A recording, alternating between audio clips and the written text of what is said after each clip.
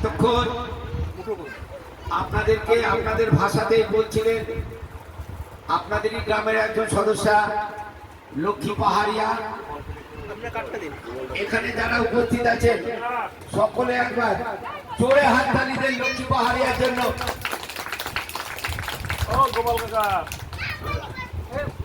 আমাদের চিকিৎসা শুরু হয়ে গেছে, মঞ্চে দুজন আছেন তারা চিকিৎসা করাচ্ছেন, ওরা নেমে গেলে আপনারা একে একে আধার কার্ড নিয়ে ওখানে চলে যাবে।